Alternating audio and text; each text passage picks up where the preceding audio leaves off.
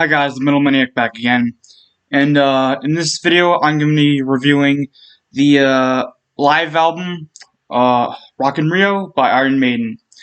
Now, this album was recorded on near the end of the tour of Brave New World when they were promoting their Brave New World album, which was released in 2000.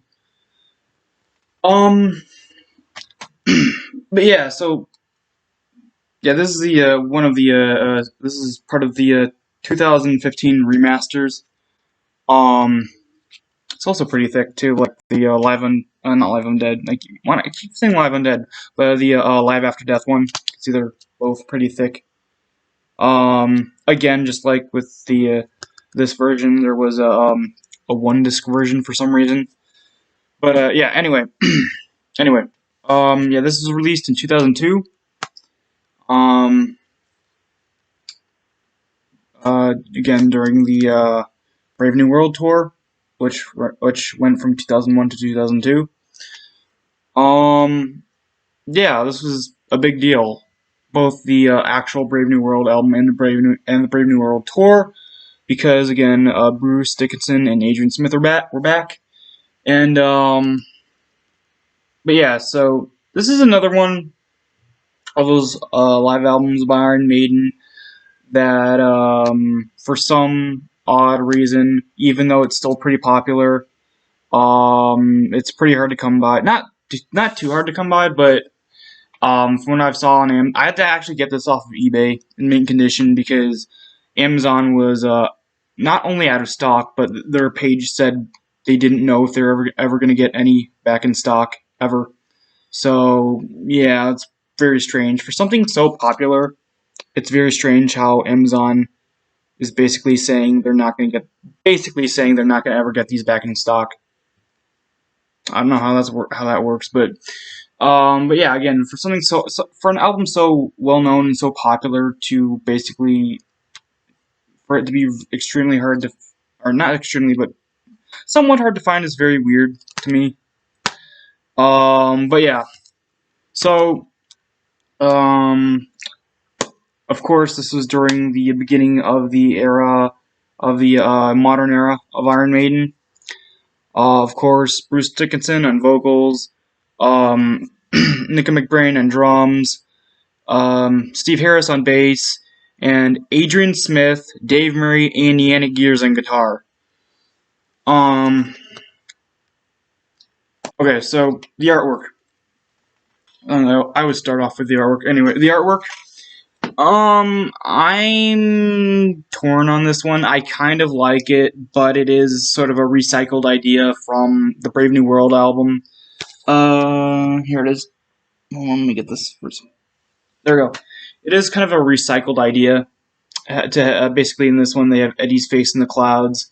Same thing with this one, although it's definitely CGI, whereas this one's this face is hand drawn.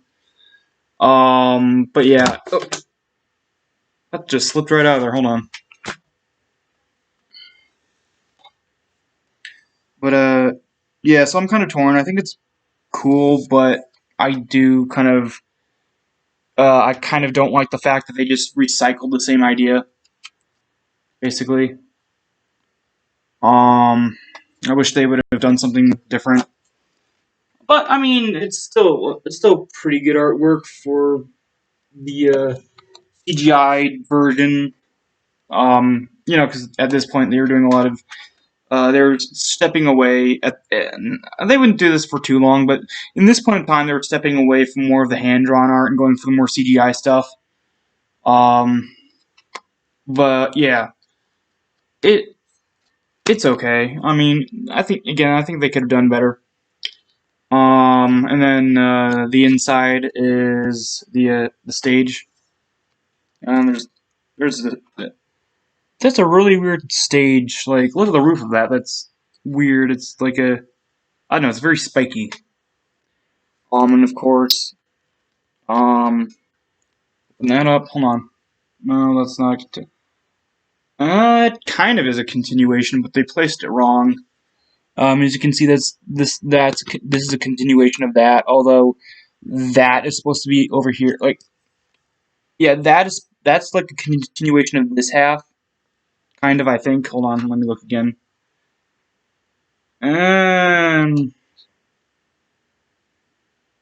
Yeah, I guess so. I don't know. It's weirdly placed, but there's the stage, and then inside are the discs. There's a red one and a blue one.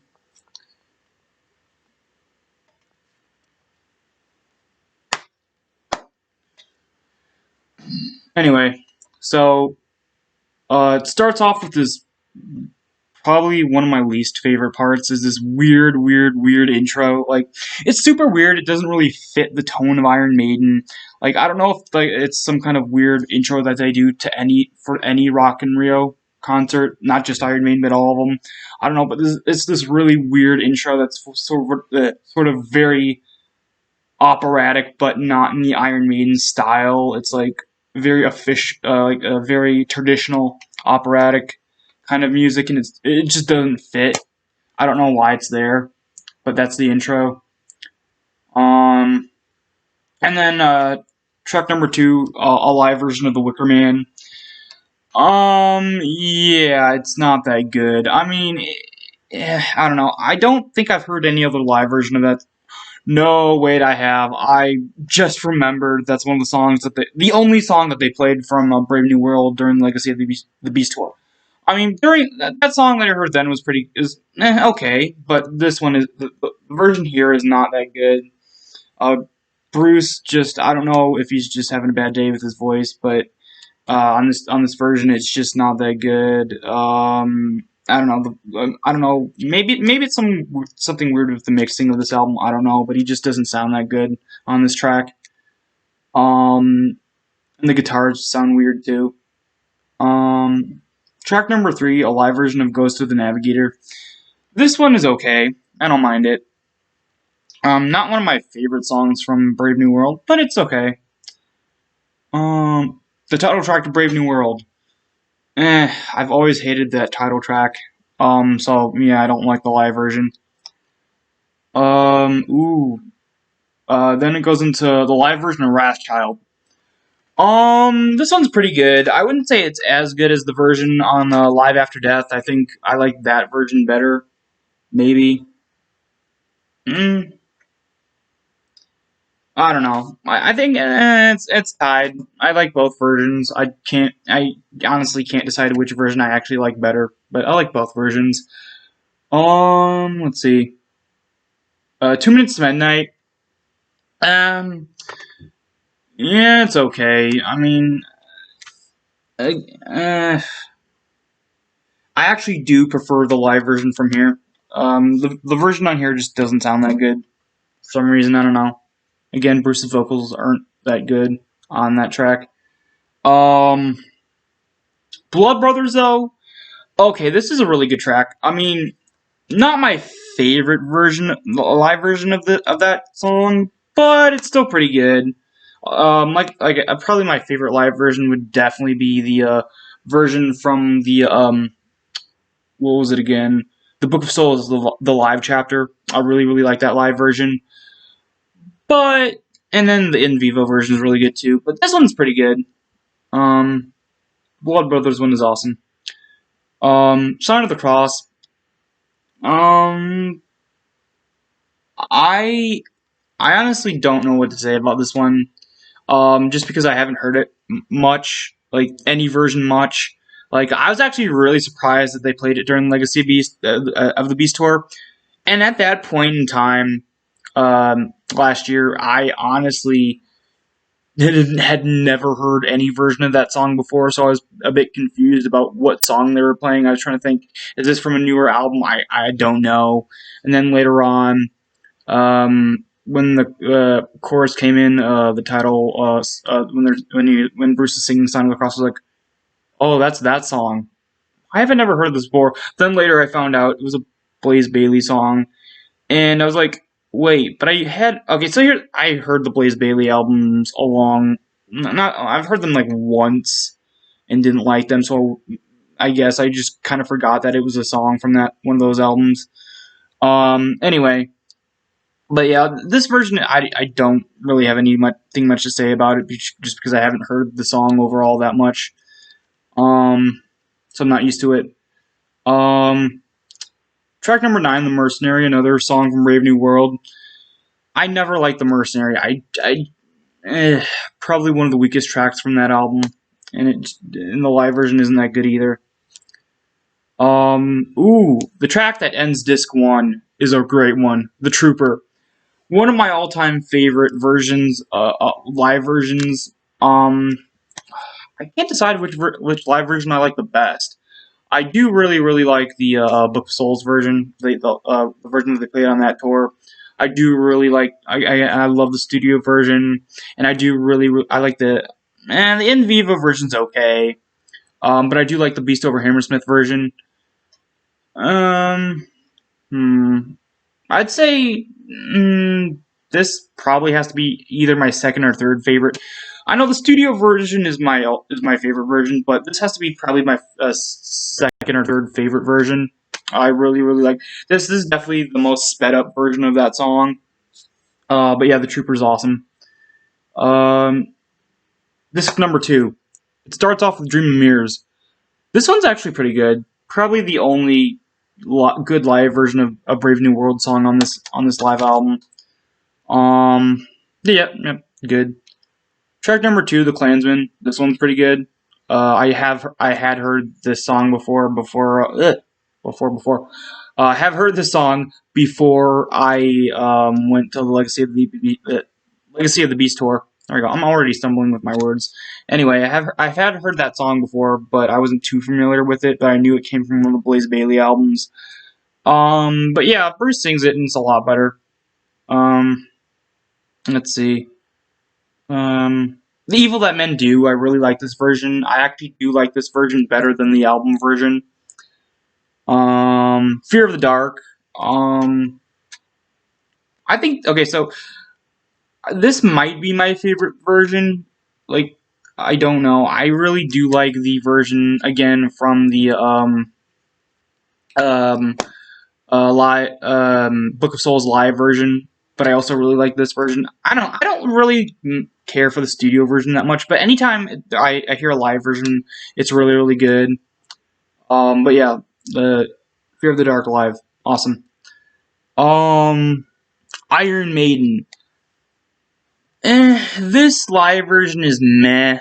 I think it's mostly due to the mixing of this album, because I've heard many different live versions and I've seen it play live, and it's really good. Bruce does a really good job, but on this version, I'm pretty sure it's some weird mixing problem that, like, during the chorus of when he's just Iron Maiden's gonna get you no matter how far, that during that chorus he sounds very muted or very far away.